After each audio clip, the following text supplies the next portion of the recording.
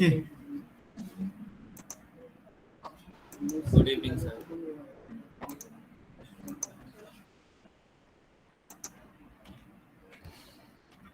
So हमने mono hybrid cross complete किया था ना? Yes, sir. इंडिपेंडेंट असॉर्टमेंट भी कर लिया था. डाई हाइब्रिड क्रॉस नहीं, पहले मोनो हाइब्रिड क्रॉस किया था. Yes, sir. Mono hybrid test cross last किया था हमने. और डाई हाइब्रिड क्रॉस कर लिया. No, sir. Sir dihybrid आज करना है.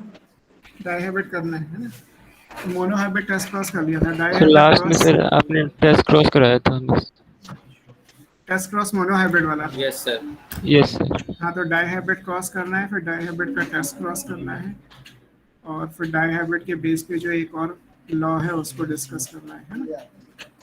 फिर आएगा डेविएशंस और वो सब. हालांकि बुक में मोनो हाइब्रिड क्रॉस के बाद ही उनके डेविएशन दिए, बट हम लास्ट में पढ़ेंगे. हम पहले डाई हाइब्रिड क्रॉस कर लेते हैं. सर एक क्वेश्चन था. हाँ बोलो. सर क्वेश्चन था कि मेंडल किस टाइप के इनहेरिटेंस को स्टडी कर रहे थे. सर इसका ऑप्शन दे रखे थे क्वालिटेटिव, क्वांटिटेटिव, पॉलीजेनिक. मेंडल ने जो स्टडी किया था वो क्वालिटेटिव था, क्वांटिटेटिव नहीं था. सर इसका सर क्वांटिटेटिव होता है ना सर, उसमें बहुत सारे. क्वांटिटेटिव को ही पॉलीजेनिक कहते हैं. तो पॉलीजेनिक और क्वांटिटेटिव तो सेम है. और अच्छा, वो फिर मेंडल के एक्सेप्शन में आएगा. वो मेंडल ने स्टडी नहीं किया था. सर उन्होंने बहुत सारी क्वांटिटी में करा था. 6000 पी प्लांट लिए थे. नहीं, तो वो क्वांटिटी. क्वांटिटेटिव नहीं था. क्वांटिटेटिव का मतलब होता है कि एक जीन मान लो एक करेक्टर को गवर्न कर रही है, फिर दो जीन अगर एक करेक्टर को गवर्न करें, करेक्टर एक ही रहेगा. तीन जीन एक करेक्टर को गवर्न करें, चार जीन एक करेक्टर, मतलब जैसे जैसे जीन्स का नंबर हम बढ़ाएंगे, क्या करेक्टर के इनहेरिटेंस में कोई चेंज आएगा? That is quantity.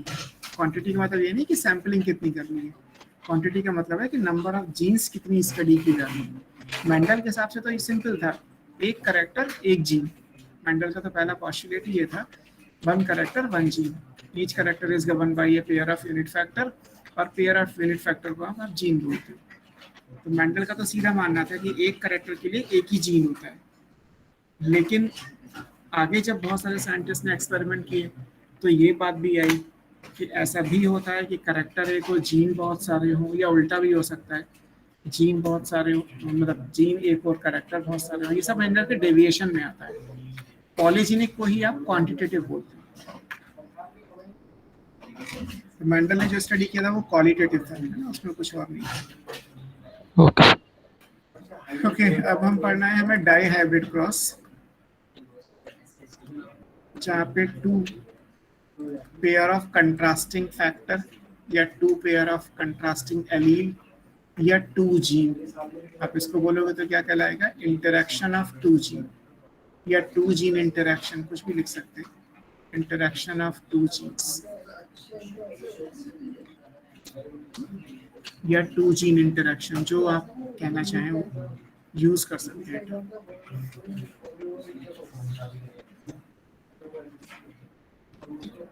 अब ये है क्या, यहाँ आपको दो करेक्टर एक साथ लेने हैं. दो अब एक साथ हम कौन से ले सकते हैं? तो जो मेंडल ने इस जगह पे यूज किया वो सीड से रिलेटेड था. सीड का कलर और सीड का शेप, जो 6 और 7 नंबर पे आपने लिखे. सीड का शेप है राउंड, और इसके कंट्रास्ट में था रिंकल्ड. कलर में था यहाँ पे येलो, और इसके कंट्रास्ट में जो रिसेसिव करेक्टर था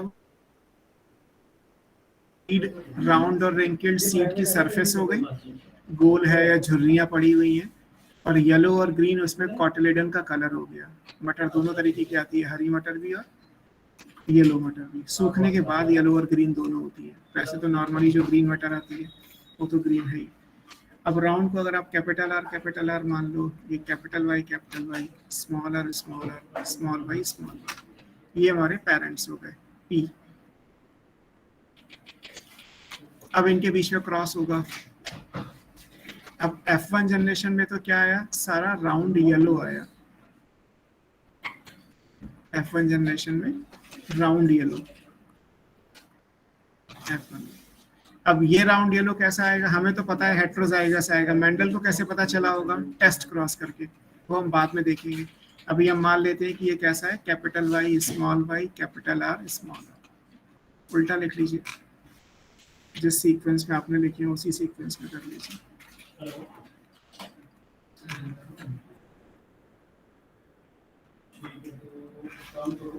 capital R small R capital Y small Y, ये आएगा राउंड येलो, है ना। अब ये कैसे आएगा ये बाद में प्रूव होगा, है ना, इसको हम टेस्ट क्रॉस से प्रूव करेंगे। मैं अभी स्टार लगा के छोड़ दे रहा हूँ। अभी तुम्हें पता है कि हेट्रोजाइगस आएगा, बट ये मेंडल ने टेस्ट क्रॉस से पूरा किया।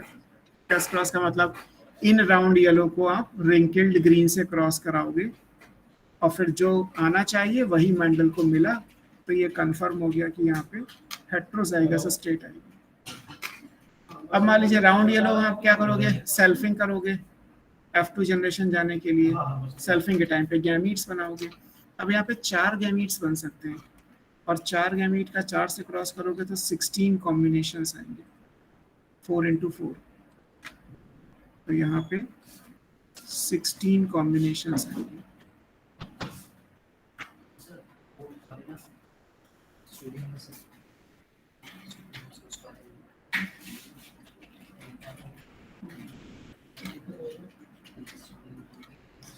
हॉरिजॉन्टल लाइन पे मेल गैमीट, वर्टिकल लाइन पे फीमेल, चेकर बोर्ड बना रहे हैं। यहाँ से गैमीट कितने बनेंगे, अब दोनों कैरेक्टर का एक ही एलील तो चाहिए, तो कैपिटल आर के साथ आप कैपिटल वाई मान सकते हो, जैसे यहाँ राउंड येलो पेरेंट में था।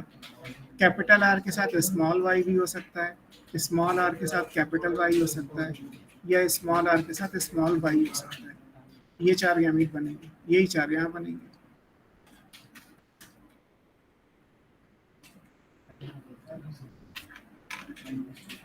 तो 4 गैमीट का क्रॉस 4 से रैंडम फर्टिलाइजेशन हुआ तो 16 कॉम्बिनेशंस आ जाएंगे, 4 into 4।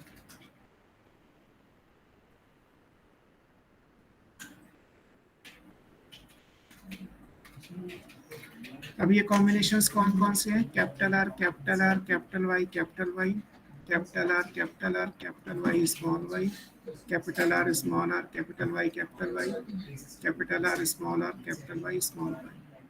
इसका इससे करो, capital R capital Y small Y, R small Y capital R small R capital Y small Y, capital R small Y small, यहाँ capital R small R capital Y capital R small R capital Y small R capital Y R capital Y small Y, capital R small R capital Y small Y, capital R small Y small Y, R capital Y small Y, R small Y small.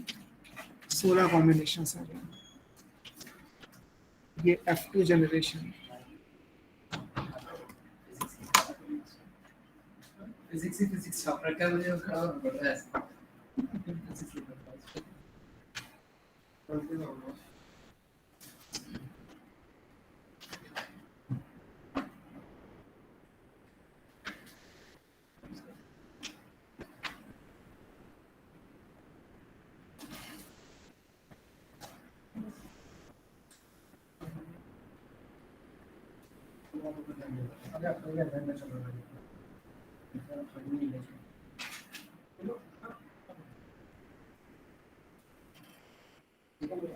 हो गया? Yes sir.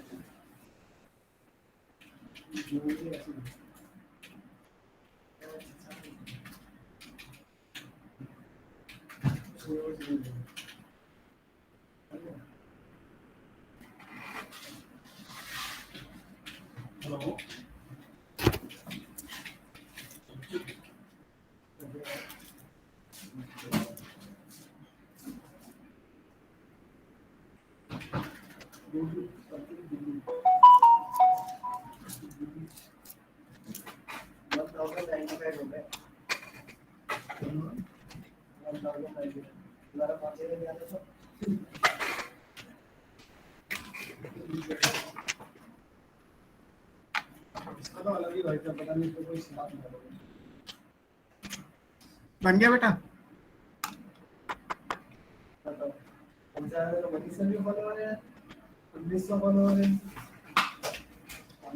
NCERT में भी बना है exactly same, बस थोड़ा सा shape different है। गैमीट के कॉम्बिनेशन जैसे मैंने बनाए, अगर आप इस तरीके से रखोगे तो मेरे अकॉर्डिंग आ जाएंगे, आगे पीछे कर लोगे तब भी यही 16 कॉम्बिनेशंस बन सकते हैं, कोई 17th कॉम्बिनेशन पॉसिबल नहीं है, 5th टाइप का कोई गैमीट बन नहीं सकता, सारी पॉसिबिलिटी यही है। आगे पीछे हो सकते हैं, वो कोई इशू नहीं है ना। इसको हमेशा ये याद रखना है कि 9331 रेशियो आएगा, ज़रूरी नहीं है 3931 भी हो सकता है, बस कौन सा 3 कौन सा 9 ये याद रखना है।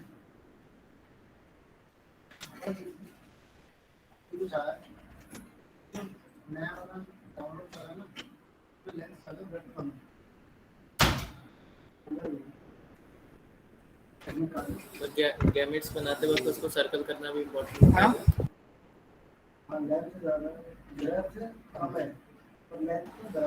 सर पर कोई और है हेडफोन सुनाई नहीं दे रहा।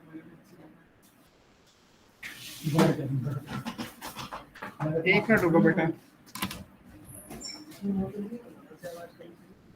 यहाँ से कुछ है नहीं और दोनों फुल कर रखे हैं।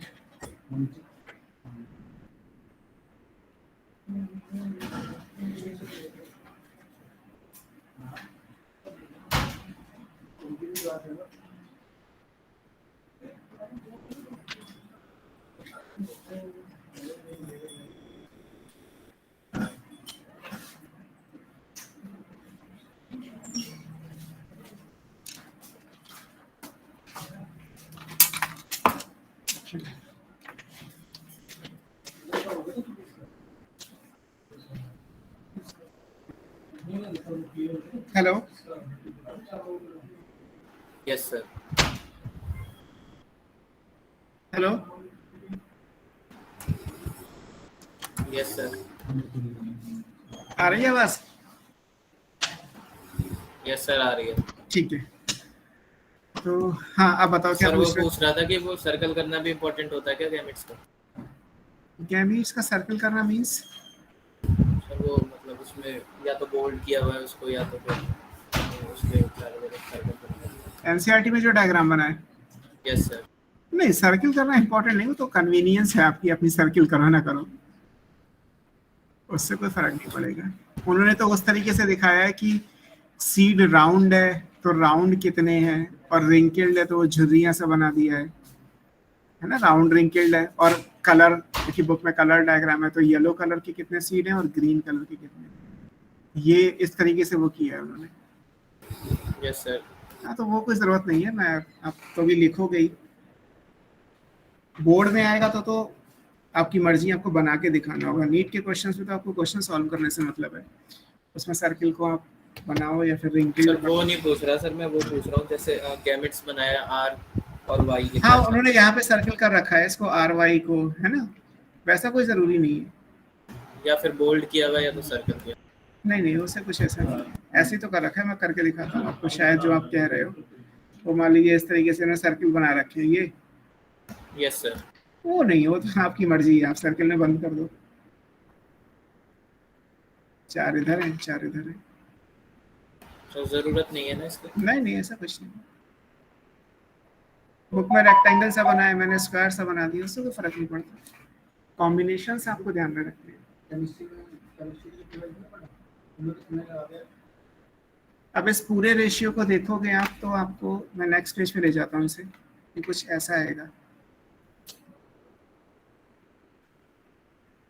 क्या तुम यहाँ देखो, सबसे पहले मैं हल्का सा कलर चेंज कर रहा हूँ, आपको नहीं करने की जरूरत है। ये अगर आप इन कॉम्बिनेशंस को देखोगे जो बॉक्स के अंदर है, ये वाले जहाँ पे ग्रीन लाइन जा रही है,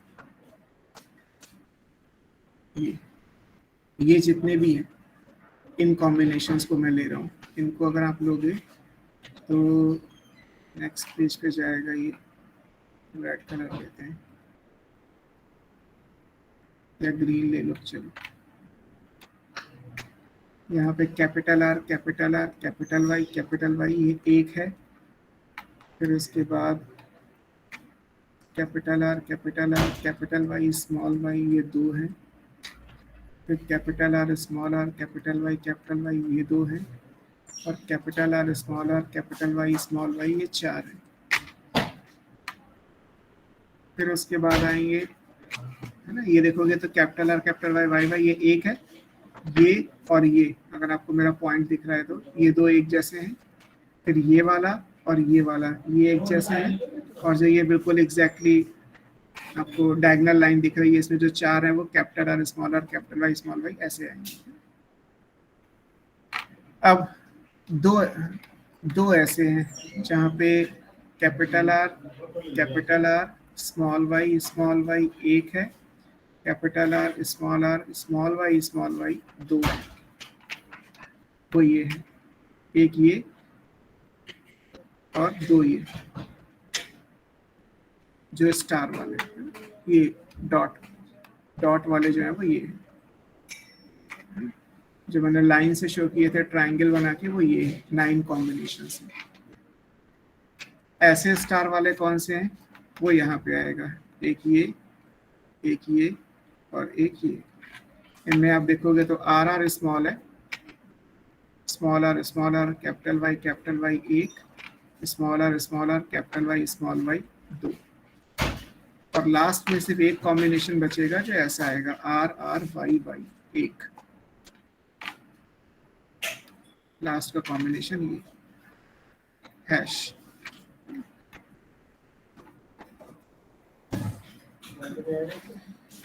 ये 16 तो कॉम्बिनेशन है, 9 टाइप्स हैं। बहुत क्लियर कट नीट पे पूछा जाता है, how many possible combinations are there, how many different types of combinations are there.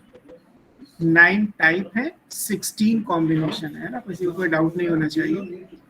9 type है, आपके सामने लिखे हुए हैं, आप इनको देखोगे तो ऊपर वाले 4, फिर 3, फिर 1। 9 डिफरेंट टाइप्स के कॉम्बिनेशंस हैं। और टोटल नंबर में कितने हैं, अब 1 2 1 2 4 1 2 1 2 1 को टोटल करोगे तो 16 आ जाएगा। ये इनका जीनोटिपिक रेशियो हो गया। अगर आप इसको रेशियो में लिखोगे तो ये क्या है, ये जीनोटाइप्स है। अगर कहा जाए कि F2 का जीनोटिपिक रेशियो क्या है, तो आंसर आएगा 1:2:2:4:1:2:1:2:1. ये पूरा रेशियो आएगा। अब इनको फिनोटाइप के हिसाब से देखो। राउंड जो एक डोमिनेंट कैरेक्टर है, राउंड होने के लिए हमें कम से कम एक कैपिटल आर चाहिए। यहाँ पे आप दूसरा कैपिटल आर लिख दो तो भी राउंड आएगा, दूसरा स्मॉल आर लिख दोगे तो भी राउंड आएगा। तो एटलीस्ट एक कैपिटल आर हो और एटलीस्ट एक कैपिटल वाई हो, तो ये अपीयरेंस में कैसा हो जाएगा, राउंड हो जाएगा। Dominant character, yellow dominant character.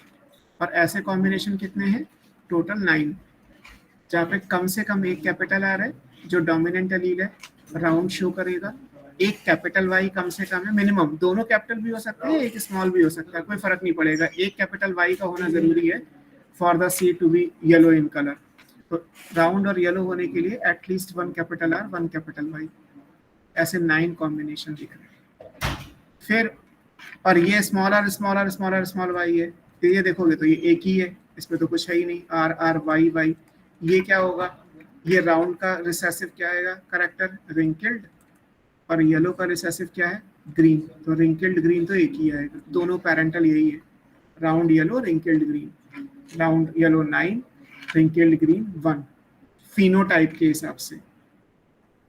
ये दो नए कॉम्बिनेशन हो गए। जहाँ पे स्मॉल वाई लिखा हुआ है, स्मॉल वाई लिखा हुआ है, तो इसका मतलब क्या होगा, ये ग्रीन ही होगा, क्योंकि येलो होने के लिए तो कम से कम एक कैपिटल वाई चाहिए। यहाँ तो दोनों स्मॉल वाई।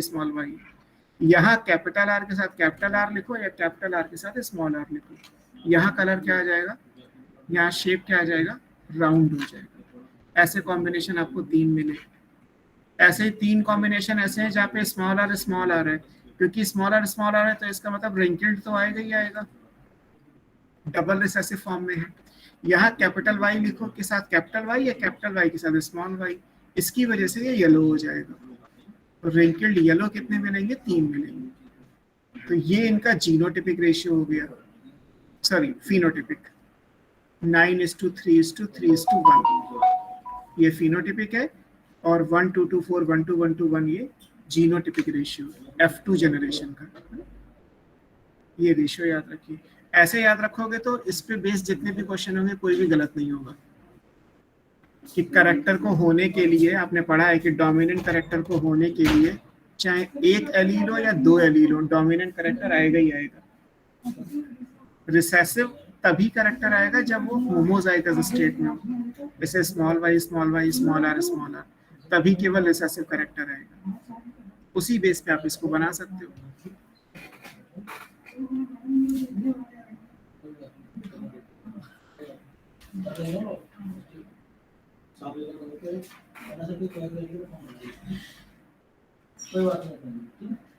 सर एक बार पिछली स्लाइड दिखा दीजिए। पिछली स्लाइड ये रही।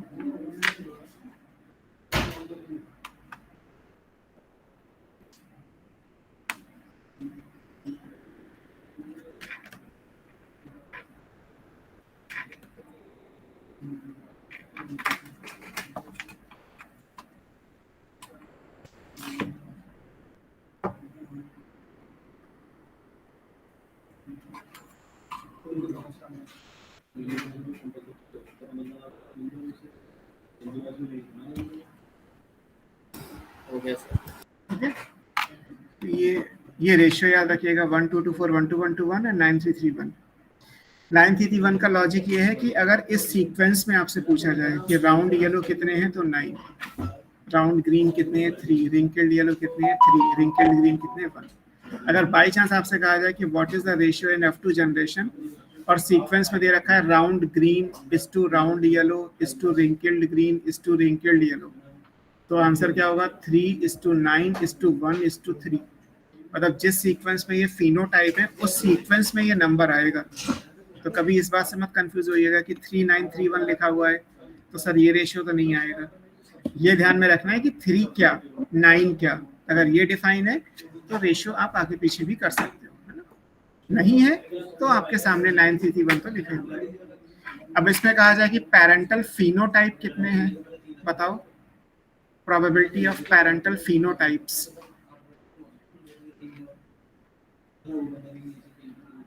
पैरेंटल फिनोटाइप की प्रोबेबिलिटी कितनी आएगी? प्रोबेबिलिटी का मतलब 16 में से है, 9/16, 3/16, 3/16, 1/16। इसको करोगे तो 1/16, 2/16 यानी 1/8, 1/16। पेरेंटल फिनोटाइप का मतलब क्या हुआ सर यहाँ पे? पेरेंट वाले फिनोटाइप कितने हैं?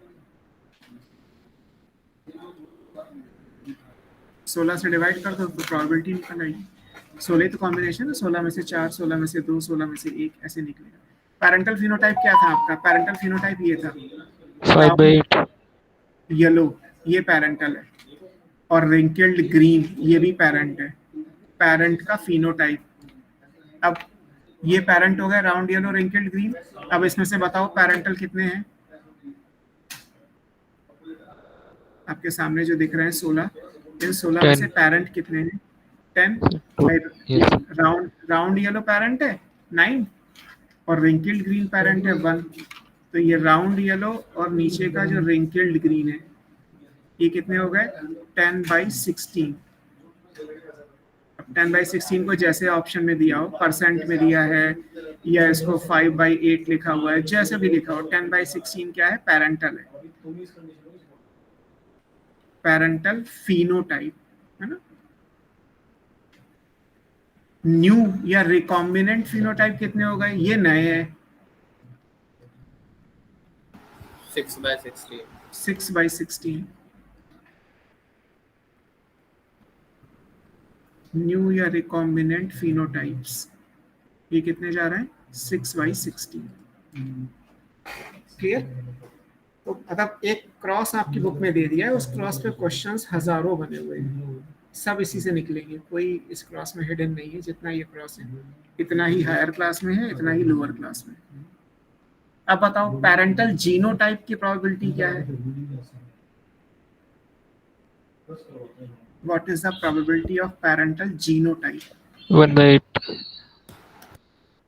1/8 यानी 2/16। एक ये पैरेंटल जीनोटाइप है, capital R capital R capital Y small capital Y, और एक ये पैरेंटल जीनोटाइप है। पैरेंट के जीनोटाइप यही तो थे, पीछे देखो क्लास में, पेरेंट के जीनोटाइप ये है, दोनों कैपिटल दोनों स्मॉल, तो दोनों कैपिटल दोनों स्मॉल केवल एक ये आएगा और एक ये आएगा, ये आएगा 2/16 यानी 1/8। ये हुआ पैरेंटल जीनोटाइप। बाकी सब क्या हो गए, रिकॉम्बिनेंट जीनोटाइप हो गए 14/16। हेमराज जी मेरी बॉटल उसमें रखी है तो उठा लीजिए पानी की। सो पैरेंटल हो गया 2/16 और फिर रिकॉम्बिनेंट हो गया 14/16।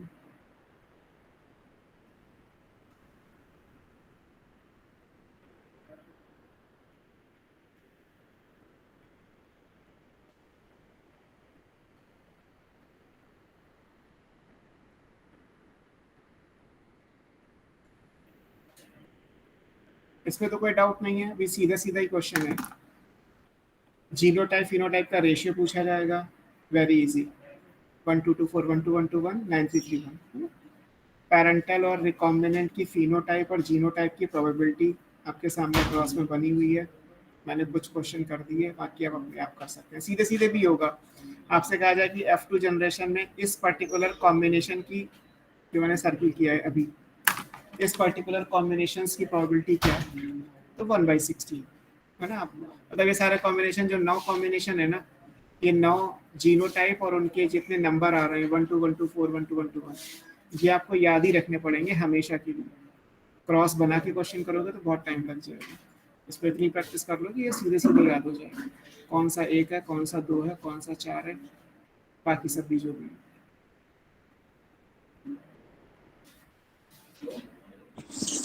सर रिकॉम्बिनेंट जीनोटाइप की प्रोबेबिलिटी क्या बताई थी आपने? बस 16 में से 2 पैरेंटल है तो 14 रिकॉम्बिनेंट हो गए, यस सर। बाकी सब तो नए हैं, इन 2 को छोड़ दो जो लेफ्ट साइड में लिखे हुए हैं रेड से, बाकी जितने भी हैं वो सब रिकॉम्बिनेंट जीनोटाइप है। Yes sir. ठीक है, और क्वेश्चन करो। अब ये बताओ, इसमें से मान लीजिए आपसे कहा जाए कि probability of genotype which is heterozygous for both the character,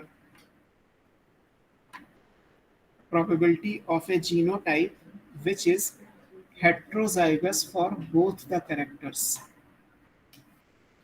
1/4 1/4 1/4।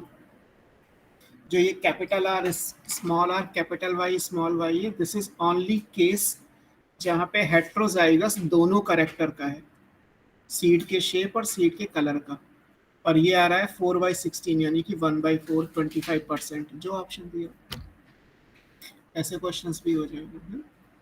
Probability of genotype heterozygous for one character,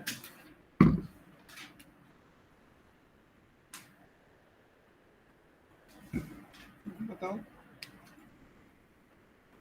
probability of genotype heterozygous for one character. अब करेक्टर का नाम नहीं बताया कि कौन सा करेक्टर, सिर्फ लिखा है हेट्रोजाइगस फॉर वन करेक्टर।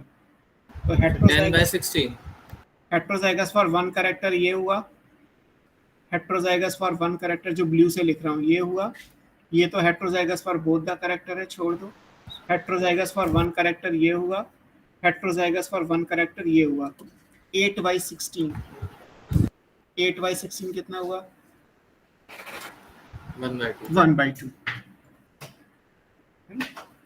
ये हुआ heterozygous for one character.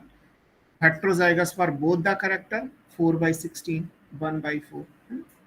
Homozygous for both the character क्या प्रोबेबिलिटी आएगी, 1/8 1/8, क्योंकि 2/16 आ रहा है। पैरेंटल तो दोनों ही होमोजाइगस थे ना, दोनों करेक्टर्स के लिए, एक डोमिनेंट था और एक रिसेसिव था। तो ऐसे आप कितने भी क्वेश्चंस बना लीजिए, यहाँ से सब निकल आएंगे। और इस तरीके से भी हो सकते हैं कि 9 में से कितने, अगर कहा जाए आपसे कि पैरेंटल जीनोटाइप की probability out of parental phenotype, total में से नहीं, पैरेंटल जीनोटाइप क्या है, कैपिटल आर कैपिटल वाई, इसकी प्रोबेबिलिटी पूछनी है पैरेंटल फिनोटाइप से। पैरेंटल फिनोटाइप कितना है, 9, 9 में से एक यानी 1/9 आंसर आएगा, 1/16 नहीं आएगा। क्या आएगा, 1/9, और यहाँ से 1/16 जो रिसेसिव वाला है, जैसे आपको उस दिन मोनोहाइब्रिड में कराए थे कि 4 में से 3 और फिर 3 में से एक अलग है और 2 अलग है ना। आपने लिखा था 1/3 एंड 2/3, ये 3 थे टॉल वाले, और जो 1 था वो डॉट वाला तो था ही। तो टोटल में से पूछा गया है या किसी एक कैटेगरी में से पूछा गया है, ये भी ध्यान रखिएगा। नॉर्मली टोटल में से ही पूछा जाता है, बट प्रैक्टिस क्वेश्चंस में हो सकता है कि आपसे कहा जाए कि राउंड येलो में से कितने ऐसे हैं जो पेरेंटल राउंड येलो को शो करते हैं। तो पेरेंटल राउंड येलो का मतलब है capital R capital R capital Y capital Y, और फिर 9 में से ऐसा केवल एक है, तो प्रोबेबिलिटी 1/9 होगी। इस तरीके से भी क्वेश्चंस होंगे, या इनको न्यूमेरिकल में ले जाओ कि किसी प्लान ब्रीडर ने क्रॉस किया, 1600 सीड्स मिले, इन 1600 सीड्स में से ऐसे कितने हैं जो रिकॉम्बिनेंट हैं, तो 1600 में से 6 निकाल लो, 6/16, 1600 डिवाइडेड बाई 6/16, आंसर आ जाएगा 600। तो एक न्यूमेरिकल वैल्यू में से आप पूछा जा सकता है कि ऐसे कितने सीड्स बनेंगे, वो क्वेश्चंस भी आपको करने हैं। तो ये सब डाई हाइब्रिड क्रॉस के क्वेश्चंस हो गए। डाई हाइब्रिड क्रॉस को आप सॉल्व कैसे करोगे। अब बात आती है कि इससे मेंडल को मिला क्या है। इससे मेंडल को जो मिला that is called postulate number 4, fourth postulate यहाँ से आया, और इसका नाम रखा गया independent assortment. Independent assortment. Sir ये भी किसी दूसरे साइंटिस्ट ने दिया? हाँ, इसको लॉ बाद में बनाया, मेंडल ने तो पॉस्टुलेट दिया था, लॉ बाद में बना। मेंडल ने ये कहा कि जो इंडिपेंडेंट का मतलब फ्री, असॉर्टमेंट का मतलब कॉम्बाइन है ना, कॉम्बिनेशंस, असॉर्ट करना, सेग्रीगेट करना, अलग अलग कॉम्बिनेशंस बनाना। तो मेंडल का मानना ये था, मेंडल ने ये कंक्लूड किया कि इट्स नॉट नेसेसरी कि अगर हम पेरेंट में कैपिटल आर के साथ कैपिटल वाई ले रहे हैं या दूसरी तरफ स्मॉल आर के साथ स्मॉल वाई ले रहे हैं, तो गैमीट हमेशा ऐसा ही बने, कैपिटल आर के साथ कैपिटल वाई और स्मॉल आर के साथ स्मॉल वाई। ये ज़रूरी नहीं है। इन दोनों के बीच में, मतलब they are free to recombine, इन दोनों के बीच में असॉर्टमेंट पॉसिबल है। ये भी हो सकता है कि कैपिटल आर के साथ स्मॉल वाई आ जाए या स्मॉल आर के साथ कैपिटल वाई चला जाए। इसी को इंडिपेंडेंट मतलब फ्री है, कोई इसमें रेगुलेशन नहीं है कि दोनों कैपिटल एक साथ रखना ज़रूरी हो और दोनों स्मॉल एक साथ रखें। आप एक कैपिटल और एक स्मॉल का कॉम्बिनेशन भी बना सकते हैं, इसी को बोलते हैं इंडिपेंडेंट असॉर्टमेंट, है ना। जो एलील्स हैं, एलील का मतलब factor, alleles free to recombine at the time of gamete formation.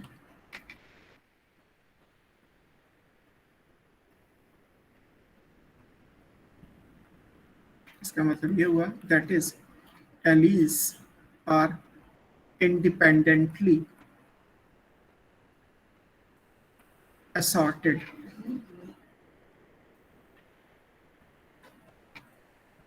ये इनका पॉस्टुलेट था।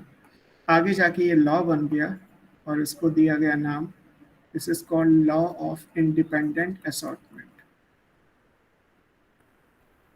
या लॉ ऑफ फ्री रिकॉम्बिनेशन।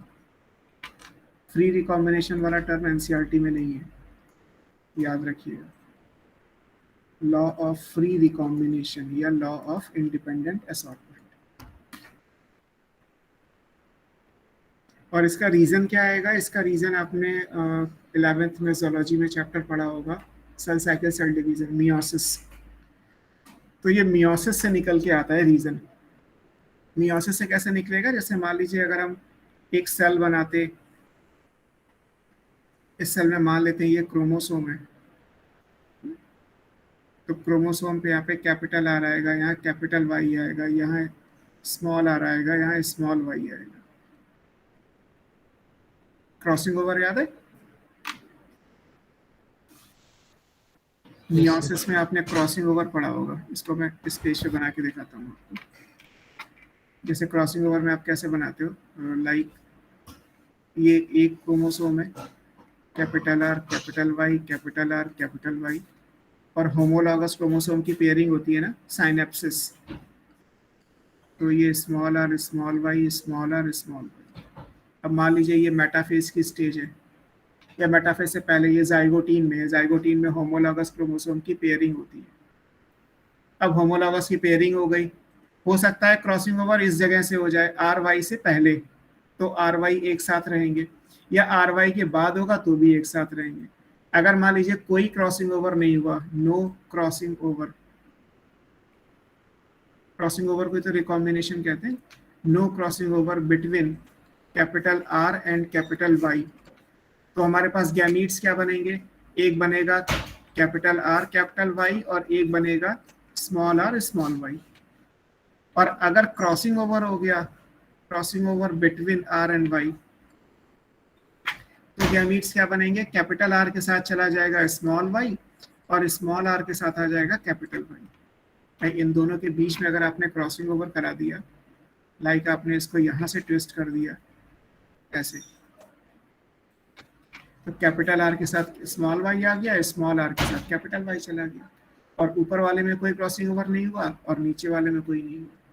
तो यही तो 4 टाइप के गैमीट्स बने थे, और तो कोई 5वां टाइप गैमीट का पॉसिबल नहीं है। Crossing over is a chance factor, हो भी सकता है नहीं भी हो सकता है, जरूरी नहीं कि हो ही जाएगा, और ये भी जरूरी नहीं कि नहीं होगा, चांस फैक्टर है।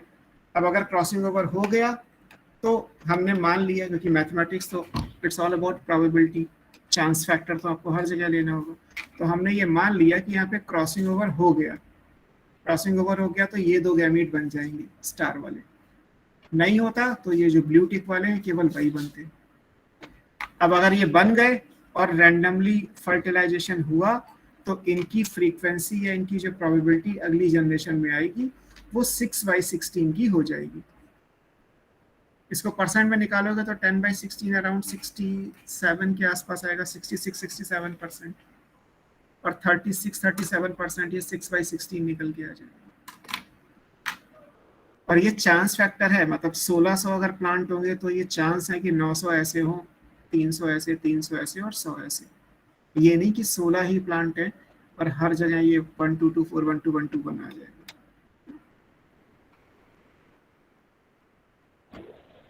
तो लास्ट स्लाइड, लास्ट यही है स्लाइड, सही से, इससे पहले ये लाइन। यस सर ये असॉर्टेड से पहले क्या लिखा था? सर असॉर्टेड से पहले इंडिपेंडेंट, अच्छा स्पेलिंग गलत लिखी मैंने, इंडिपेंडेंटली,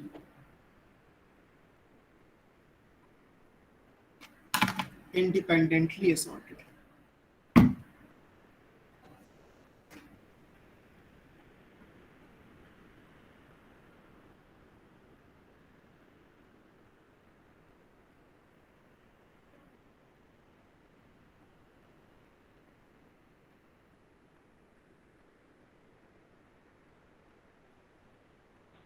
सर इससे पिछली स्लाइड है, नेक्स्ट वाली या ठीक पहले, है ये सर, यस सर इसमें ये वाला रेशियो बता दें, न्यू रिकॉम्बिनेंट। ये पेरेंटल तो हमारे पास राउंड येलो रिंकल्ड ग्रीन है ही, हमने यही पेरेंट चूज किए थे क्रॉस में। यहाँ पे पेरेंट को देखो ऊपर, ये राउंड येलो लिखा हुआ है यस सर, और ये रिंकल्ड ग्रीन लिखा हुआ है। अब ये वाले कितने हैं, ये राउंड येलो हमारे पास 9 है, रिंकल्ड ग्रीन 1 है, तो जो नए हैं वो कौन से हैं, ये वाले 6 वाले। तो सर ये 6/16 हो गया, हाँ 6 मिला के 6/16 हो गए, पैरेंटल 10/16 हो गए। आपसे कहा जाए पैरेंटल में डोमिनेंट फिनोटाइप की प्रोबेबिलिटी कितनी है, तो 9/16, रिसेसिव की कितनी है, तो 1/16, क्योंकि वो भी आपको पता है कि डोमिनेंट राउंड येलो है, रिसेसिव रिंकल्ड ग्रीन है। रिकॉम्बिनेंट में तो रिकॉम्बिनेंट ही आएगा, उसमें चाहे राउंड का ग्रीन के साथ बना लो या रिंकल्ड का येलो के साथ बना लो, एक डोमिनेंट एक रिसेसिव का कॉम्बिनेशन। तो रिकॉम्बिनेंट में तो ये 6 ही कंसिडर किया जाता है, 3+3। पैरेंटल में it's not 5+5, it is equal 9+1 है ना, पैरेंटल में ये 9+1 की फॉर्म में है।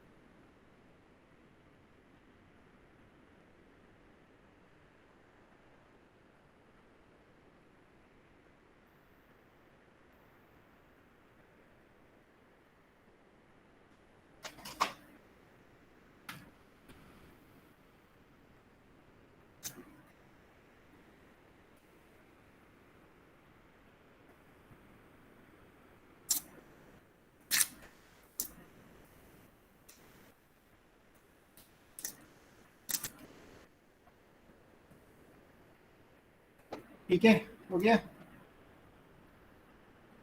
Yes sir. अब ये तो हुआ हमारा डाइहाइब्रिड क्रॉस, कि डाइहाइब्रिड क्रॉस और उसका रिजल्ट क्या है वो सब। अब बात ये आती है कि मेंडल ने तो 2 क्रॉस किए, मोनोहाइब्रिड किया, डाइहाइब्रिड किया, और फिर बाकी सारे क्रॉस के लिए ये बोल दिया कि एज पर मैथमेटिक्स जो रिजल्ट आना चाहिए वो आ जाएगा। तो ये बात कैसे कंफर्म की गई? तो उस बात को भी इस तरीके से किया गया कि मान लीजिए हम एक राउंड येलो का क्रॉस जब हम रिंकल्ड ग्रीन से करा रहे हैं तो रेशियो ये डाइहाइब्रिड क्रॉस है, तो रिजल्ट क्या आ रहा है? 9:3:3:1 है ना।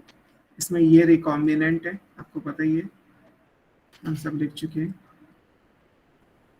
ये भी पैरेंटल है, पैरेंट में डोमिनेंट है ये, और ये जो है वो पैरेंट में रिसेसिव है। अगर मान लीजिए ये 2 मोनोहाइब्रिड क्रॉस होते, मोनोहाइब्रिड का मतलब क्या होता?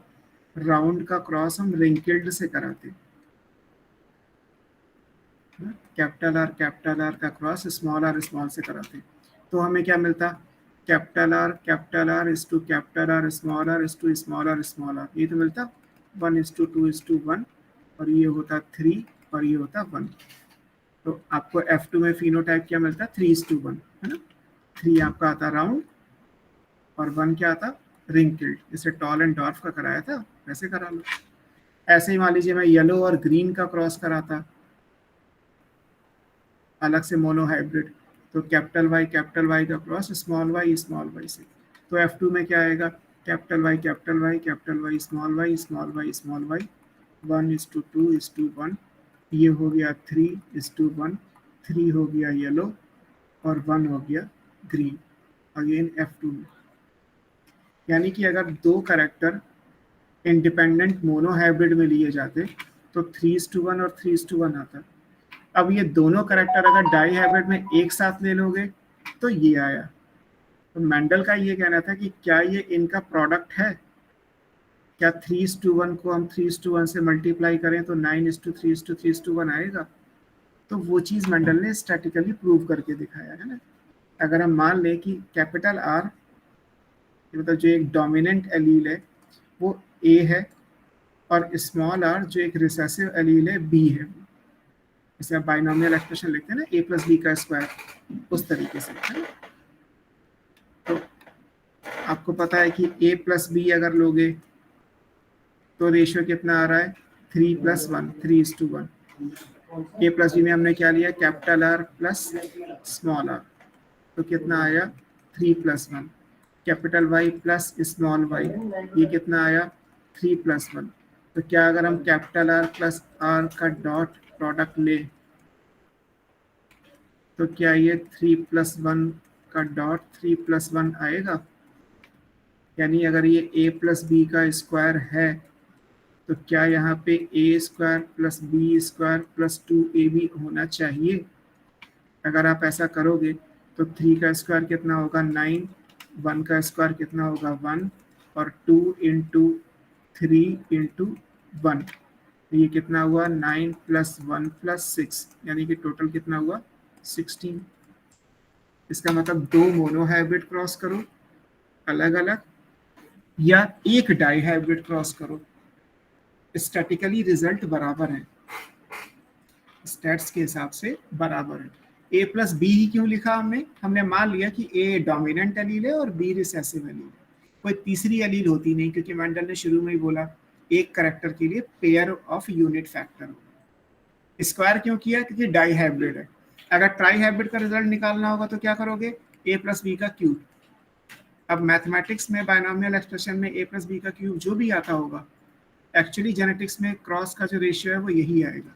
अगर आप सातों कैरेक्टर एक साथ लोगे तो क्या आएगा? a+b⁴ अब जो इसका मैथमेटिकल एक्सप्रेशन होगा वही मेंडल के हिसाब से सेप्टा हाइब्रिड क्रॉस में आएगा। सातों कैरेक्टर एक साथ ले लो तो वही रिजल्ट आएगा जो a+b⁴ का आना चाहिए, a+b⁴ का एक्सप्रेशन बनना चाहिए।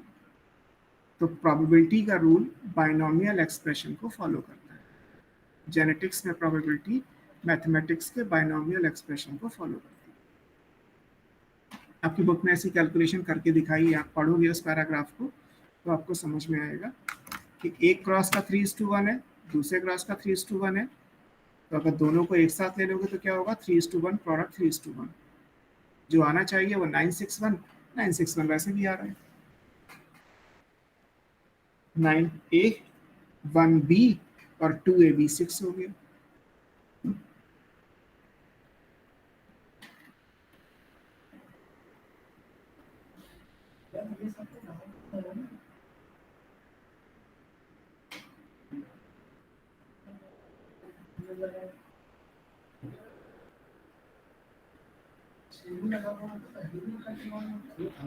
सर यहाँ पे A plus B monohybrid cross हो गया है, जैसे राउंड रिंकल। हाँ, A plus B is exactly monohybrid, क्योंकि एक जीन में दो कंट्रास्टिंग फॉर्म होती है, तो A प्लस बी हमने A और B हमने मोनोहाइब्रिड क्रॉस की कंट्रास्टिंग फॉर्म मान ली, कोई तीसरी होती नहीं। आगे मान लीजिए कहीं एक्सेप्शन में आप पढ़ोगे कि तीन अलग अलग फॉर्म होती, डोमिनेंट रिसेसिव की जगह तीन अलग अलग करेक्टर होते, एक डोमिनेंट एक रिसेसिव और एक तीसरा कोई और होता, तो आप A प्लस बी प्लस सी को मान के करते। लेकिन मेंडल के हिसाब से तो ऐसा कुछ भी नहीं है। मेंडल के हिसाब से तो हर करेक्टर की दो अल्टरनेटिव फॉर्म है, पेयर ऑफ यूनिट फैक्टर है, मतलब जो उनका सबसे पहला रूल था वो यही था, पेयर दो ही होगी, तीसरी नहीं होगी। इसीलिए A प्लस बी या जो बाइनोमियल एक्सप्रेशन है वो इस चीज को फॉलो करता है। अब ऐसे ही मेंडल ने कह दिया कि अगर ट्राई हाइब्रिड क्रॉस लोगे तो ये रेशियो आएगा, उन्होंने करा नहीं, सिर्फ कहा। चार करेक्टर एक साथ लोगे तो ये रेशियो आएगा, A प्लस बी की पावर 4 जो आना चाहिए वो रिजल्ट आ जाएगा, 3 प्लस 1 की पावर 4 जो आना चाहिए वो रिजल्ट आ जाएगा। अब जिसको डाउट लगे वो करके देख ले, मेरी बात को गलत कर दे, नहीं तो जो मैं कह रहा हूँ। सर हाँ सर हमें जैसे F2 जनरेशन में नंबर ऑफ प्रोजेनी पता करना है, जैसे आपने 16 पता करा है सर, इसे हम ऐसे भी तो कर सकते थे कि जैसे 2 की power n, n is the number of allele, तो यहाँ पे 2 का 4th हाँ, वो पावर कर- लिखते हैं तो 16 आ जाता। हाँ तो नहीं, 2 का 4 एलील नहीं, एलील से नहीं, आपको किसी भी अननोन का निकालना है तो, बट वहाँ पे n is the number of contrasting character, allele नहीं होता। एलील थोड़ा निकालनी है, हमें कंट्रास्टिंग कैरेक्टर्स देखने होते हैं। अच्छा आप जो क्रॉस करते हो वो तो कंट्रास्टिंग कैरेक्टर करते हैं ना, one contrasting character monohybrid, yes sir. Two contrasting character dihybrid, ऐसे। अगर आपको वो मतलब किसी भी कॉम्बिनेशन में वो निकालना है, आप नेक्स्ट पेज पे लिख लीजिए। अगर मान लीजिए नंबर ऑफ गैमीट्स कैलकुलेट करने हो या नंबर ऑफ फिनोटाइप्स कैलकुलेट करने हो किसी भी अननोन कॉम्बिनेशन में, तो आपको फार्मूला यूज करना है 2 की पावर n। और अगर आपको नंबर ऑफ जीनोटाइप्स कैलकुलेट करने हैं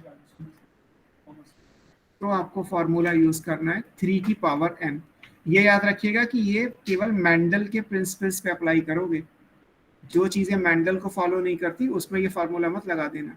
हम अभी भी केवल मेंडेलियन जेनेटिक्स की बात कर रहे हैं। n क्या है, small n is number of contrasting character. Contrasting character का मतलब हेट्रोजाइगोट है ना।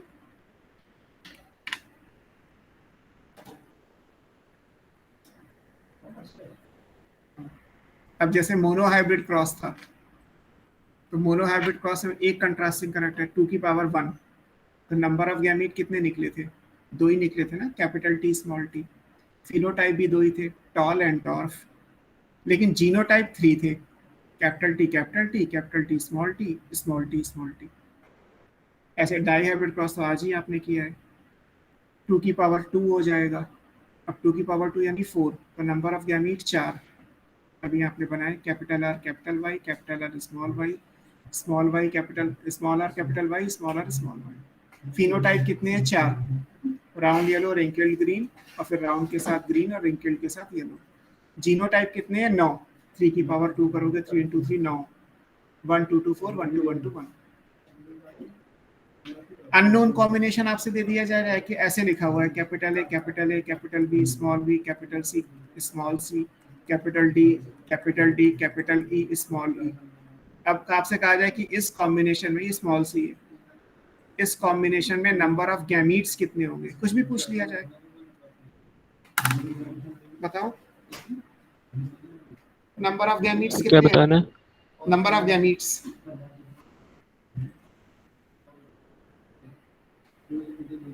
32। क्यों, कैसे किया, 2 की पावर क्या किया, तो 5 आ जाएगा ना। 2 की पावर 5 क्यों कर दिया भाई, आपको कंट्रास्टिंग कैरेक्टर ढूंढना है ना, कंट्रास्टिंग कैरेक्टर ये है और ये है, ये क्या का है, ए और डी का है, ए और डी तो होमोजाइगस है ना, होमोजाइगस से तो ना निकलेगा, हेटेरोजाइगस से गैमीट बनाते हो, होमोजाइगस से गैमीट कहाँ बनाते हो, होमोजाइगस से तो एक ही गैमीट बनेगा, जैसे पेरेंट की गैमीट बनाते हो, हेटेरोजाइगस से डिफरेंट गैमीट्स बनते हैं। तो ऐसा नहीं कि ये 5 कैरेक्टर आपको दिख रहे हैं, ये 3 हैं, ये ट्राई हाइब्रिड क्रॉस के जैसे ही है ना। तो आपको सिर्फ नंबर ऑफ हेटेरोजाइगोट ढूंढने हैं, उसके बाद आप इस फार्मूले पे अप्लाई कर दीजिए, आपसे गैमीट, जीनोटाइप, फिनोटाइप कुछ भी पूछे, आपका आंसर निकल आएगा। ठीक है, कंडीशन एक ही है, आप उस चीज के लिए निकालोगे जो मेंडेलियन प्रिंसिपल्स को फॉलो करता होगा, जो भी नॉन मेंडेलियन है उस पर ये अप्लाई नहीं होना है ना? अब आता है कि मेंडल का डाई हाइब्रिड क्रॉस क्या कहता है, डाई हाइब्रिड का टेस्ट क्रॉस क्या कहता है, हमने ये रूल पढ़ लिया, हम यहाँ पे आ गए, हमने यहाँ पे कहा कि F1 जनरेशन में मेंडल को सिर्फ राउंड येलो मिले थे, अब ये कैसे पता चला होगा कि ये सारे राउंड येलो इस जीनोटाइप के हैं, heterozygous for both the character है, ये कैसे पता किया होगा, तो जब भी आपको F1 का जीनोटाइप पता करना होता है आप क्या करते हो, टेस्ट क्रॉस करते हो, है ना। टेस्ट क्रॉस की डेफिनेशन भी पिछली क्लास में ये लिखी थी, it is used to determine the genotype of F1 hybrid, और उसके लिए करते क्या है, आप F1 का क्रॉस उसके रिसेसिव पेरेंट से करते हो, F1 का क्रॉस उसके रिसेसिव पेरेंट से करने का मतलब है ये dihybrid test cross, book में करके नहीं दिखाया है, मैं आपको करके दिखा रहा हूँ। F1 हाइब्रिड क्या है हमारा, F1 हाइब्रिड हमारा है राउंड येलो, और अभी तो हमें पता ही है कि ये हेटेरोजाइगस होगा, मेंडल को नहीं पता था, कैपिटल आर ये कॉम्बिनेशन, और इसका क्रॉस करना है रिसेसिव पेरेंट से, रिसेसिव पेरेंट क्या है, wrinkled green, wrinkled green small R small R small Y small Y, ये क्रॉस करोगे, अब यहाँ से तो 4 गैमीट्स बनेंगे, आपको पता ही है,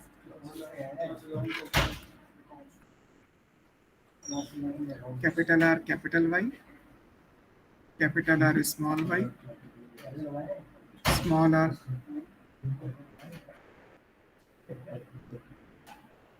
गलत बना दिया मैंने, सीक्वेंस में बनाते हैं,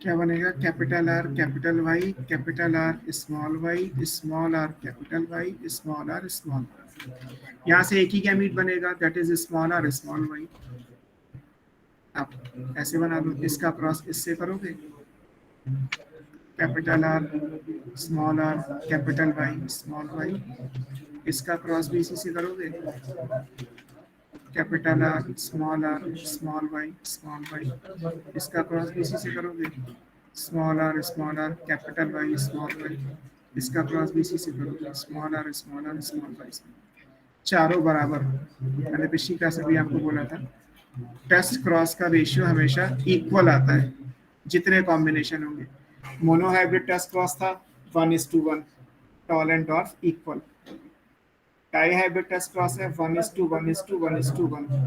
अब आप देखोगे तो ये कैसा होगा, एक राउंड और एक येलो का डोमिनेंट एलील है, तो ये हो गया राउंड येलो, यहाँ पे कोई नहीं है तो ये तो सेम ही रहेगा, रिंकल्ड ग्रीन, यहाँ पे राउंड तो आएगा बट येलो नहीं आएगा क्योंकि कैपिटल वाई नहीं है, यहाँ पे रिंकल्ड तो आएगा क्योंकि स्मॉल आ रहा है, और इसके साथ येलो हो जाएगा, यहाँ भी देखोगे तो ये पैरेंटल था, राउंड येलो और रिंकल्ड ग्रीन, और ये रिकॉम्बिनेंट है। तो अगर मेंडल को यही मिला था, मेंडल ने जितने भी F1 में राउंड येलो थे उनको रिसेसिव पेरेंट से जब क्रॉस किया तो उन्हें अगली जनरेशन में 4 तरीके के फिनोटाइप मिले बराबर बराबर। अगर बराबर बराबर कॉम्बिनेशन 4 तरीके का मिलता है तो इसका मतलब यही होगा कि round yellow heterozygous for both the character हुआ, नहीं तो ये आएगा ही नहीं।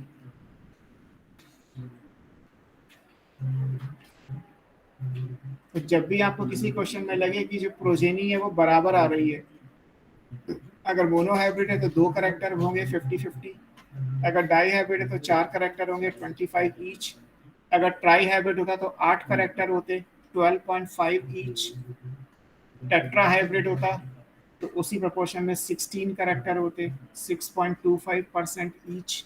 जो आएगा बराबर आएगा। और जैसा हमने पिछली बार भी डिस्कस किया था कि इसीलिए आने वाले साइंटिस्ट ने हमेशा टेस्ट क्रॉस किया, क्योंकि टेस्ट क्रॉस को हैंडल करना आसान है।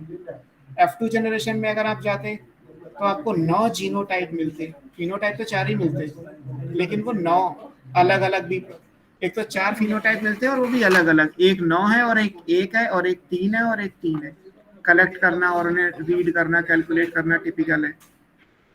एक 9/16 है, नंबर बहुत ज्यादा होगा, एक 1/16 है, नंबर बहुत कम होगा, बाकी दोनों 3/16 3/16। जबकि अगर उसी डाई हाइब्रिड का टेस्ट क्रॉस किया जाए फिनोटाइप वही 4 आएंगे लेकिन सब बराबर बराबर आएंगे, 1/4 1/4 1/4 1/4। तो मेंडल के बाद के जितने भी साइंटिस्ट हैं वो हमेशा F2 जनरेशन में ना जाके टेस्ट क्रॉस कर लेते थे। अगर टेस्ट क्रॉस मेंडल के अकॉर्डिंग आ रहा है तो F2 जनरेशन भी मेंडल के अकॉर्डिंग ही आएगा, उसमें कोई कंट्रोवर्सी तो है ही नहीं। अगर F2 में 9 ये आ रहा है 9331 तो टेस्ट क्रॉस का 1111 ही आएगा। अगर F2 में 3:1 आ रहा है मोनो हाइब्रिड में तो टेस्ट क्रॉस में 1:1 ही आएगा, फिक्स है।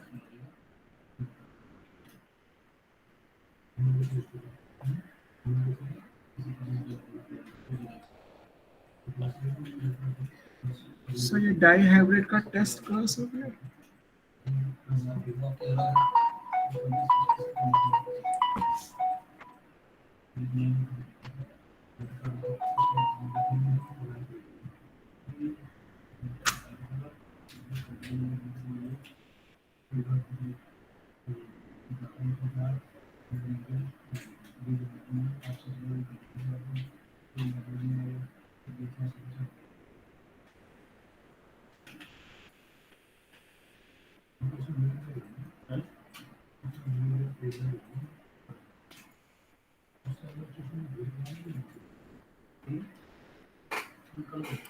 ठीक है,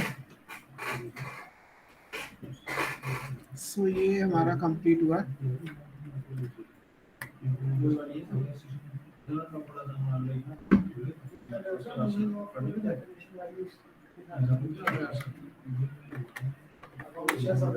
मेंडेलियन इनहेरिटेंस।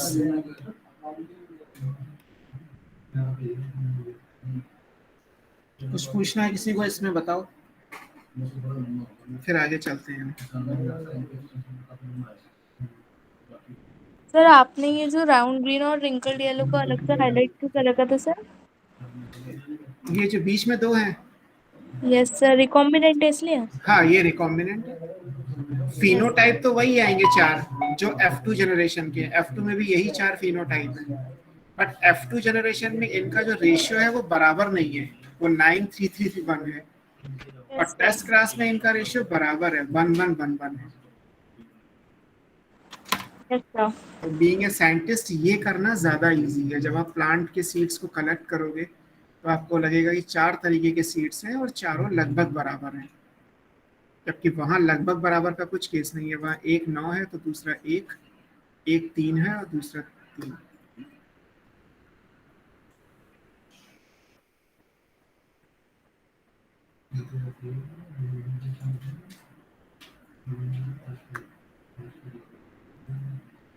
हो गया सर।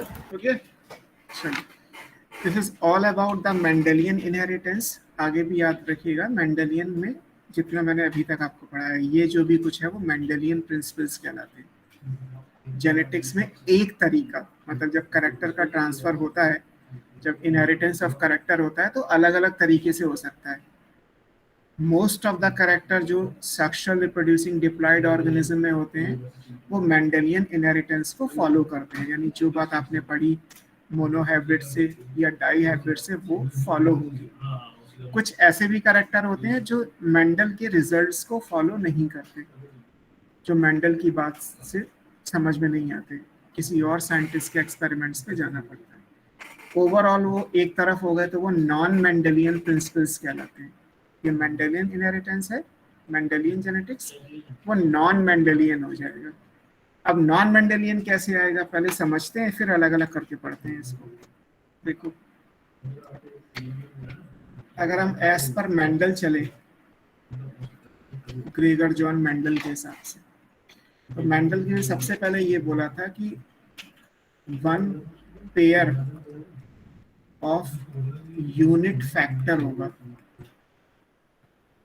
यूनिट फैक्टर को आप एलील्स बोल रहे हो, और इस one pair of unit factor को आप एक जीन बोलते हो, वन जीन, और इससे एक कैरेक्टर गवर्न होता है। ये मेंडल ने बोला था, है ना। अब जब अलग अलग साइंटिस्ट ने वर्क किया तो उन्हें ये भी मिला, कई बार ऐसा भी होता है कि जीन तो एक से ज्यादा है, मोर देन वन जीन्स है, बट ये सब मिलके कैरेक्टर एक ही गवर्न कर रही है। जीन एक से ज्यादा है, मान लीजिए 3 जीन है, 3 जीन एक कैरेक्टर को गवर्न करे, और मेंडल के हिसाब से 3 जीन 3 कैरेक्टर को गवर्न करते हैं। तो जो राइट साइड में लिखा वो एक्सेप्शन हो गया, डेविएशन हो गया। ये बात तो मेंडल ने नहीं कही थी ना कि एक कैरेक्टर को गवर्न करने के लिए एक से ज्यादा जीन्स हो सकते हैं, ऐसा तो हो ही नहीं सकता। तो यानी ये एक्सेप्शन है। ये क्या कहलाता है, इसको हम बोलते हैं पॉलीजेनिक, जो आपने पूछा था, या क्वांटिटेटिव। जैसे जैसे जीन बढ़ेगी वैसे वैसे एक्सप्रेशन चेंज होता जाएगा, इनहेरिटेंस। और फिर मेंडल वाला क्या कहलाएगा, ये बन जाएगा मोनोजेनिक इनहेरिटेंस। कभी अगर आपसे पूछा जाए कि व्हाट इज मोनोजेनिक इनहेरिटेंस, इसका मतलब जो भी आपने मेंडल का पढ़ा है वो। और अगर कहा जाए पॉलीजेनिक इनहेरिटेंस, क्वालिटेटिव मतलब, हाँ, मेंडल वाला क्वालिटेटिव कहलाता है।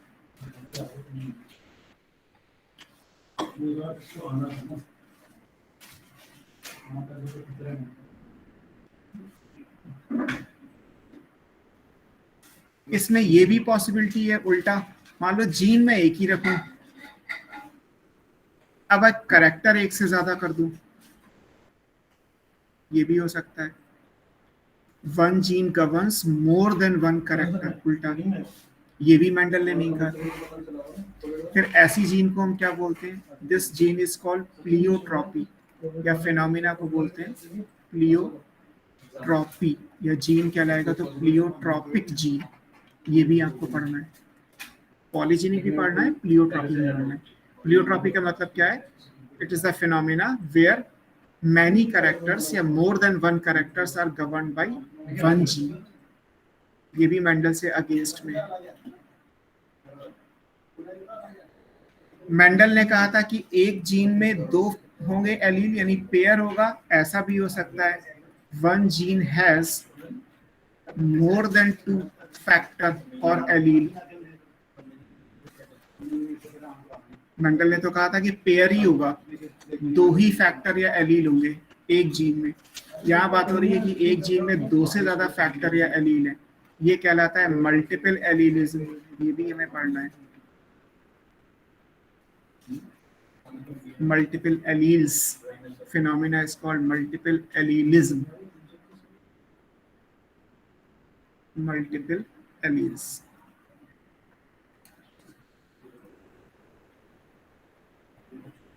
ठीक है। फिर मेंडल ने कहा था कि जब आप क्रॉस कराओगे तो F1 में जो कैरेक्टर आएगा वो डोमिनेंट होगा। F1 जो है वो डोमिनेंस को फॉलो करता है। एक कैरेक्टर आएगा, जो आएगा वो क्या कहलाएगा, डोमिनेंट कहलाएगा। यहाँ ऐसा हुआ कि F1 में पता चला दोनों आ गए, both the parental character appear.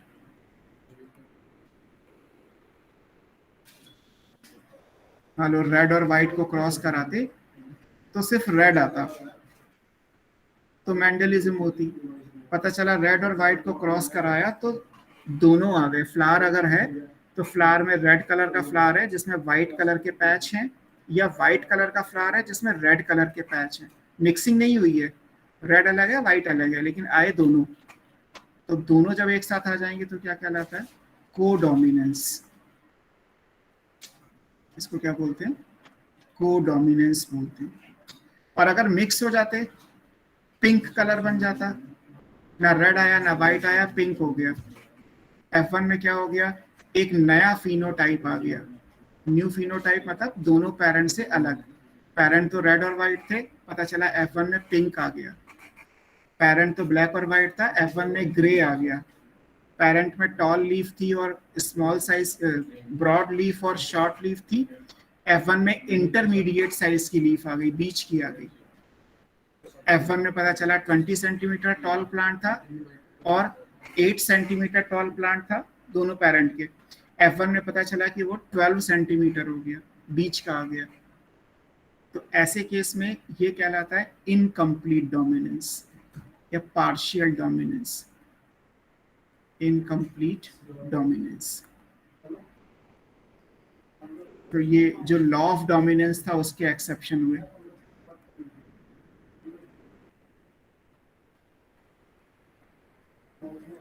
Law of dominance के एक्सेप्शन में ये आएंगे।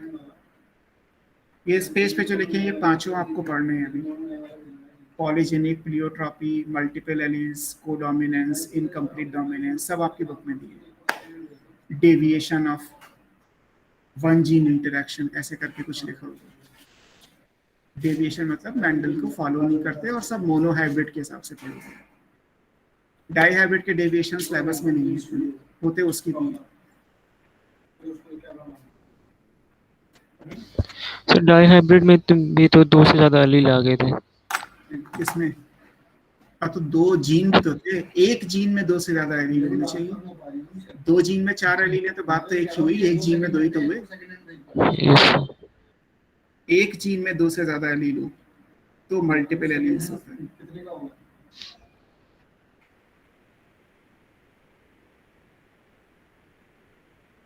ठीक है, अगले पे चलते हैं। क्या है?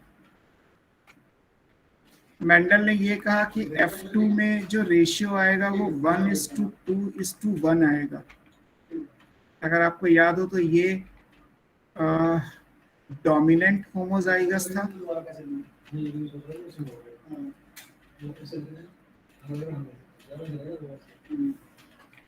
ये डोमिनेंट हेट्रोजाइगस था, है ना? कैपिटल आर स्मॉल आर या कैपिटल टी स्मॉल टी, वो कैपिटल टी था। और ये रिसेसिव होमोजाइगस था, स्मॉल टी यही तो था मोनोहाइब्रिड का F2 जनरेशन का रेशियो। मान लीजिए कोई क्रॉस हुआ जिसमें F2 में रेशियो या तो 1:2:0, मतलब जो ये लास्ट में रिसेसिव होमोजाइगस है इसकी डेथ हो गई, या 0:2:1 इसकी डेथ हो गई। मतलब जो भी होमोजाइगस हो, चाहे होमोजाइगस रिसेसिव की डेथ हो जाए या होमोजाइगस डोमिनेंट की डेथ हो जाए। डेथ का मतलब है बर्थ से पहले, जब बर्थ होगी तो वो स्टिल बर्थ होगी, एक डेड बेबी बॉर्न हो, डेड एनिमल बॉर्न हो। तो F2 में 4 नहीं आएंगे, 3 ही आएंगे, है ना? और 3 1:2 या 2:1 जो लिखना चाहो लिख लो। इसे बोलते हैं लीथल जीन। लीथल मतलब डेडली, जिसमें एम्ब्रियोनिक स्टेज में ही डेथ हो जाएगी, पैदा होने से पहले ही मर जाएगा, एम्ब्रियो अबॉर्ट कर जाएगा। वो करेगा जो होमोजाइगस वाला होगा, चाहे डोमिनेंट का होमोजाइगस हो या रिसेसिव का होमोजाइगस हो। अकॉर्डिंगली रेशियो आप कुछ भी लिख सकते हो, 1:2:0। हेटेरोजाइगस में तो नहीं हो सकता। नहीं, हेटेरोजाइगस में नहीं होता। वो जब दोनों एलील एक साथ आ जाते हैं तो भारी पड़ जाते हैं। भारी पड़ने का मतलब डेथ कॉज करते हैं। पढ़ोगे आप। अभी तो मैं आपको सिर्फ ये समझा रहा हूँ कि मेंडल की किस बात का क्या एक्सेप्शन है। डिटेल तो आपको पढ़नी ही है ना सबकी। यस। ठीक है। मेंडल ने ये कहा था कि गैमीट बनाने के टाइम पे सेग्रीगेशन होगा, मैंने आपको लिखा ही दिया था, इसका कोई एक्सेप्शन नहीं है, दिस इज यूनिवर्सल ट्रूथ। जो गैमीट्स है वो सेग्रीगेट कर जाएंगे, इस बात का कोई एक्सेप्शन नहीं है। लॉ ऑफ सेग्रीगेशन का कोई एक्सेप्शन नहीं है, ऑलरेडी आप पढ़ चुके हैं। और फिर आते हैं मेंडल का dihybrid cross. Dihybrid में जो F2 रेशियो है, अगर हम सीरीज में लिखें तो 9:3:3:1 आना चाहिए। यहाँ पे बहुत सारे डेविएशंस हैं जहाँ पे ये रेशियो नहीं आता, deviations of dihybrid cross हैं। ये आपके सिलेबस में नहीं है, पहले कभी हुआ करते थे, अब नहीं है। पहले कभी का मतलब है 2008 से पहले थे सिलेबस में, अब तो 2021 चल रहा है, 13 साल पहले सिलेबस में थे, अब नहीं।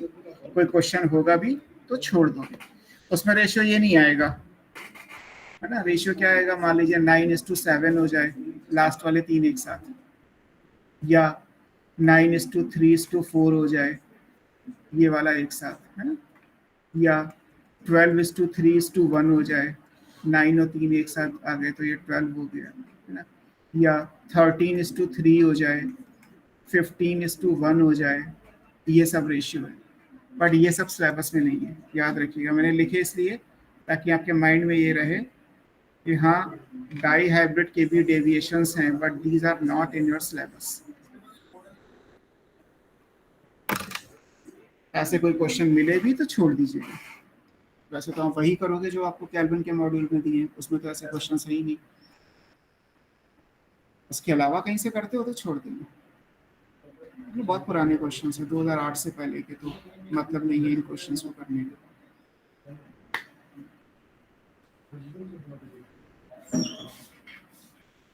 सो बेसिकली प्रीवियस पेज पे जो आपने लिखा, ये सब आपको पढ़ने हैं।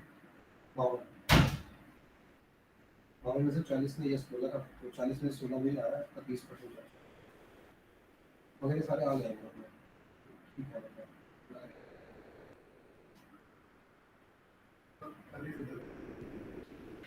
अब तो पता क्या होगा, तो सर मैं ये करना ही है क्योंकि टाइम आ गया। पहले तो हम भी थोड़ा सा उसको देखी, अभी चल रहा है इशू डन। अब ये है तो सोच रहा हूँ कि ऐसे जो ना यस सर, काम करना है। चलो 1 by 1 पढ़ते हैं। फर्स्ट वन इज, इन सब में सबसे पहले डिस्कवरी इनकम्प्लीट डोमिनेंस की हुई थी, तो हम सबसे पहले वही पढ़ेंगे। उनको लग रहा है तो मेंडल की बात का पहला डेविएशन जो रिपोर्ट किया गया, that was of incomplete dominance, तो हम सबसे पहले उसी को पढ़ रहे हैं।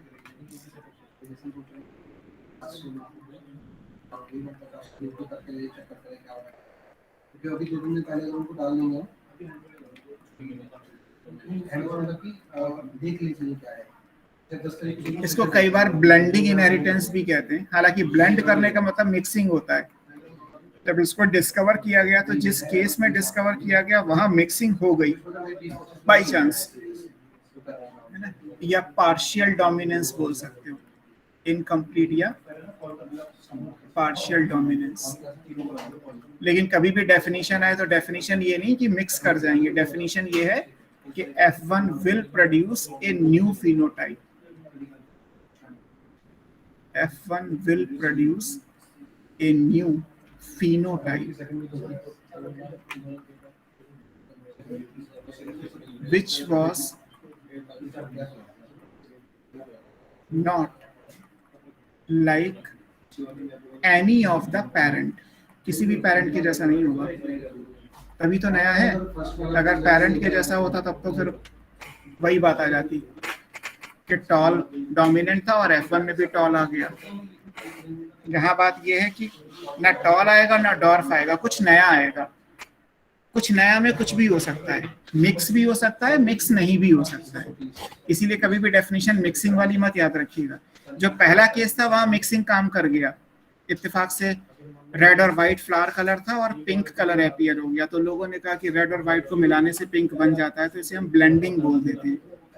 लेकिन बाद में जब और केस देखेगा तो जरूरी नहीं है कि ब्लेंडिंग हो, एक नया भी आ सकता है। ब्लैक और व्हाइट को क्रॉस कराया और ब्लू कलर आ गया। अब आप कहें कि सर ब्लैक और व्हाइट को मिक्स करने से तो ब्लू नहीं आता, इसीलिए ये है कि मिक्सिंग कह सकते हो, but the right definition is कि F1 में एक नया फिनोटाइप आएगा। एग्जाम्पल में सर उन्होंने इतना बड़ा सैंपल साइज दिया था तो भी क्यों ये वाला है कि नहीं? उनके में नहीं आया, वो तो डिपेंड करता है ना एलील्स कैसे शो करती हैं।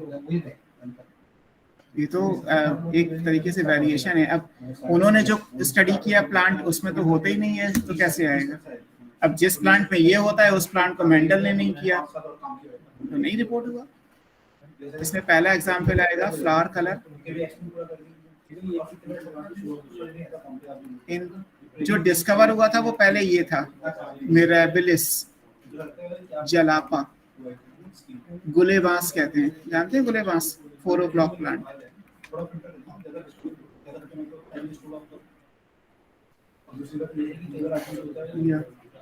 गुल ए बांस, गुले बांस कहते हैं। एक डार्क पर्पल कलर का या वाइट कलर का या पिंक कलर का आपको जो है वो फ्लावर मिलेगा, और ब्लैक पेपर काली मिर्च के जैसे बीज होते हैं। फ्लावर कलर इसमें वही है, रेड और वाइट, है ना। ऐसा ही सेम कलर जो एनसीईआरटी में दिया है वो एग्जाम्पल ये है, फ्लावर कलर इन snap dragon plant. Snap dragon को डॉग फ्लावर प्लांट भी कहते हैं। विंटर में लगाया जाता है, ऑर्नामेंटल है, दैट इज एंटीरियम, एंटीरियम मेजस। दोनों में फ्लावर कलर सेम है, इसलिए मैं क्रॉस एक ही जैसा बना रहा हूँ, है ना। क्रॉस आएगा ये रेड फ्लावर वैरायटी है और एक वाइट फ्लावर वैरायटी है। कैपिटल आर, स्मॉल आर, ये पेरेंट हो गए। जब F1 में आया तो पता चला पिंक कलर आ गया।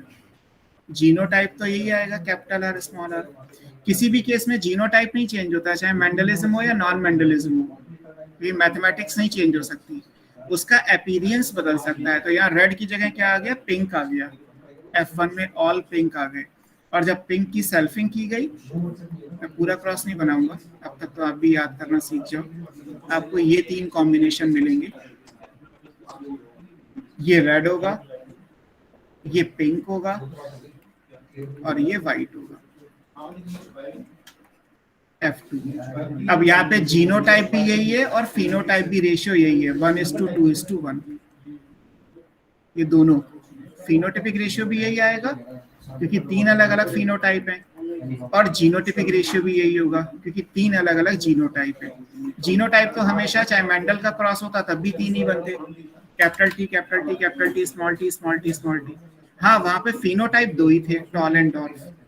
यहाँ फिनोटाइप भी 3 हो गए क्योंकि पिंक कलर आ गया रादर देन रेड। अब चाहे आप रेड और व्हाइट स्नैपड्रैगन का मान लो, चाहे रेड एंड व्हाइट आप 4 o'clock का मान लो, दोनों का सेम है। सर लास्ट स्लाइड कर दीजिएगा एक बार।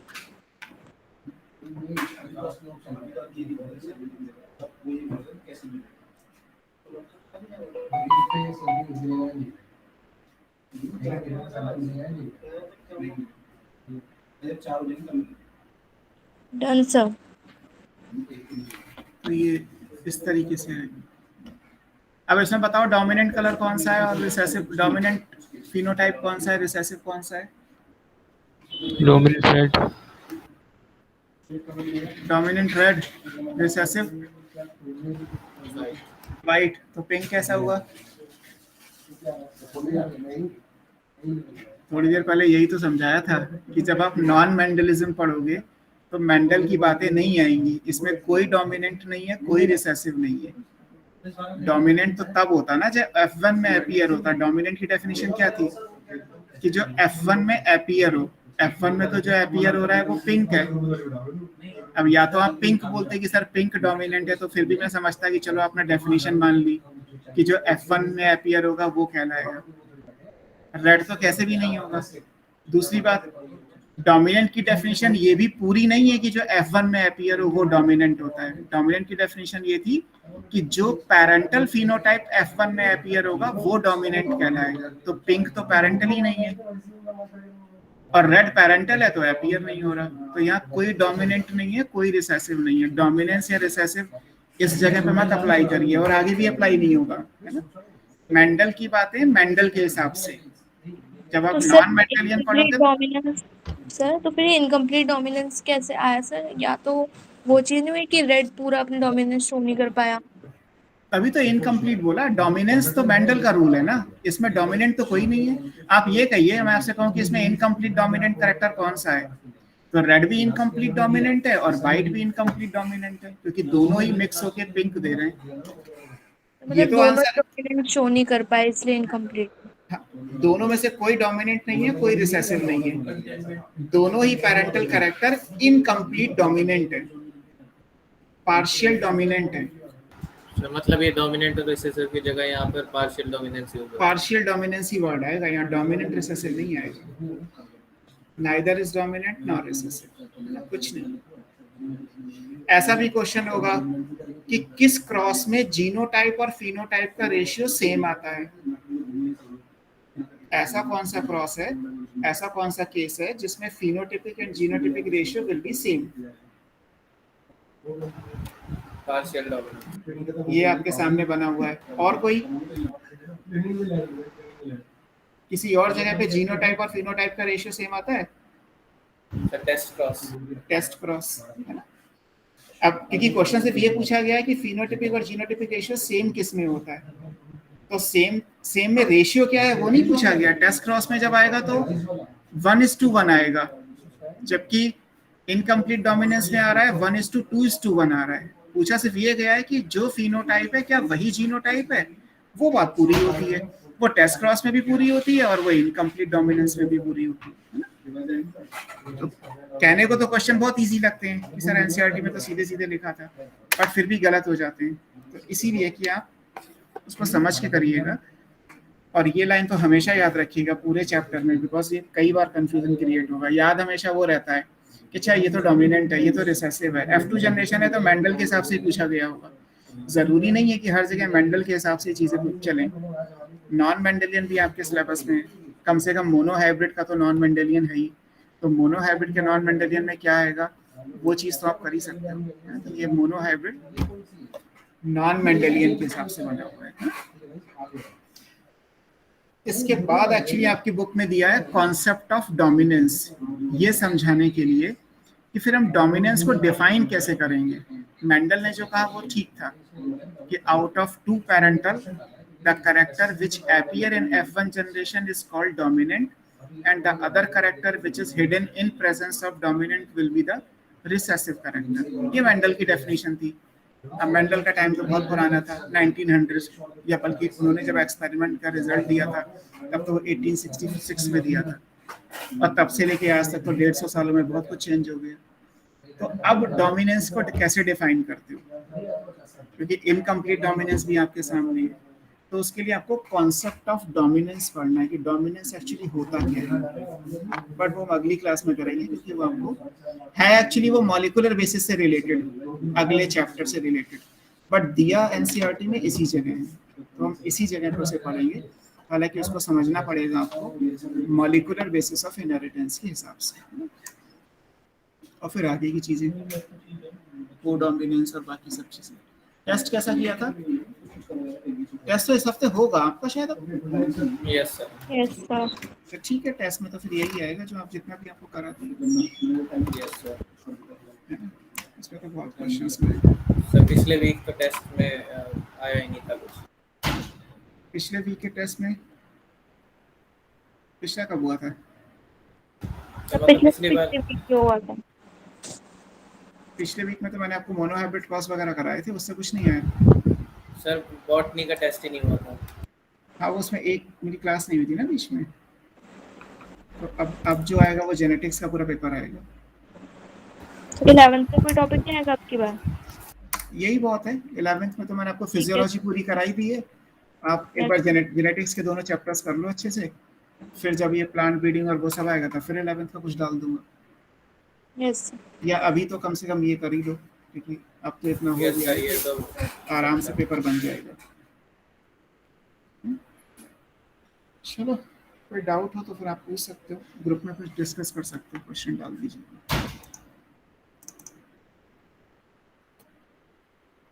Good night sir. Good night बेटा, गुड नाइट। की notations.